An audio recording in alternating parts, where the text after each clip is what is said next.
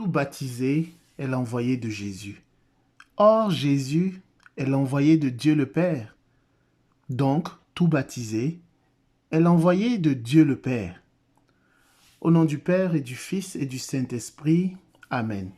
Shalom bien-aimés frères et sœurs dans le Seigneur. Je suis Edgar Assois, envoyé par Jésus-Christ en tant que baptisé, annoncer la bonne nouvelle du salut en Jésus. À toi, grâce et paix de la part de Dieu notre Père et du Seigneur Jésus-Christ. Cela fait une trentaine d'années que j'ai eu la grâce de recevoir le sacrement du baptême. Hélas, durant les années qui suivirent, je vécus sans véritablement avoir conscience de mon baptême, avoir conscience de l'engagement que je venais d'accepter. Tu es baptisé toi aussi, mais tu ne vis pas conformément à ton baptême. Qu'est-ce que le sacrement du baptême? Le baptême est le sacrement de la régénération par l'eau et dans la parole. Autrement dit, depuis ton baptême, tu es non seulement devenu une nouvelle création, mais aussi participant de la mission de l'Église, qui est la mission que Christ Jésus donne aux apôtres après sa résurrection. Il leur dit, allez donc de toutes les nations, faites des disciples, les baptisant au nom du Père et du Fils et du Saint-Esprit, et leur apprenant à observer tout ce que je vous ai prescrit.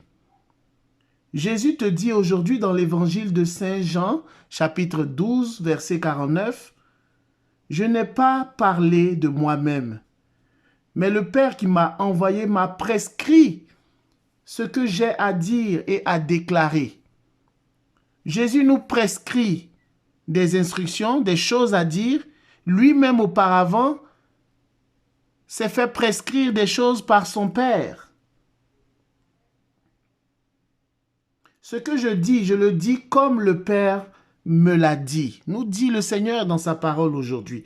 Toi aussi, comme baptisé, envoyé de Christ Jésus, donc de Dieu le Père, tu ne dois pas parler de toi-même, mais dire les paroles que Jésus, que le Père t'a prescrit de dire et comme il veut que tu les dises.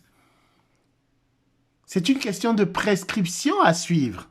Lorsque nous allons voir le médecin qui nous écrit une prescription, eh bien, nous suivons les instructions de notre médecin.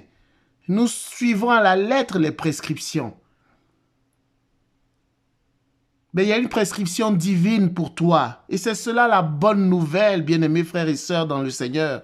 La nouvelle est bonne parce que Dieu a déjà signé, écrit et signé pour toi, en la personne de Jésus-Christ de Nazareth, une prescription. Pas seulement pour ta guérison corporelle, comme le médecin que nous connaissons, que nous allons voir, mais une prescription qui te donne la vie éternelle, une prescription qui te conduit dans la béatitude, dans la félicité céleste. La meilleure des prescriptions qui soit. Tu n'as peut-être pas réellement compris jusqu'ici que toi aussi, tu es envoyé en mission par Jésus. Il n'est pas trop tard, car Jésus est venu pour sauver le monde. Aujourd'hui, tu as le choix d'accueillir ou de rejeter les paroles de Jésus, d'accueillir ou de rejeter la mission qu'il te donne. Eh bien, accueillir ou rejeter les paroles, la mission de Jésus, décidera de ta destinée ultime. Se décider, par exemple, à dire oui à la mission que Jésus nous assigne, à laquelle Jésus nous assigne, affecte, bouleverse complètement le cours de ta vie. Tu ne peux plus voir les choses de la même manière. C'est la meilleure des choses à faire, bien-aimés frères et sœurs dans le Seigneur, car Jésus même nous dit de travailler, non pas pour la nourriture qui périt, mais pour celle qui subsiste pour la vie éternelle.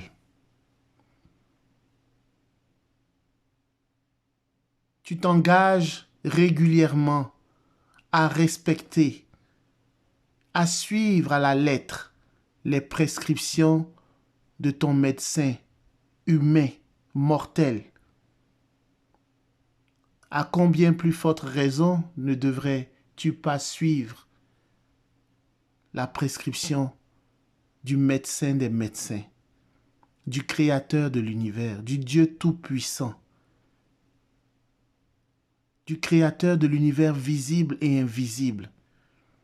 Cette prescription n'a aucun effet secondaire. Cette prescription te conduira à la vie éternelle. Que la paix du Seigneur soit avec toi, au nom du Père et du Fils et du Saint-Esprit. Amen.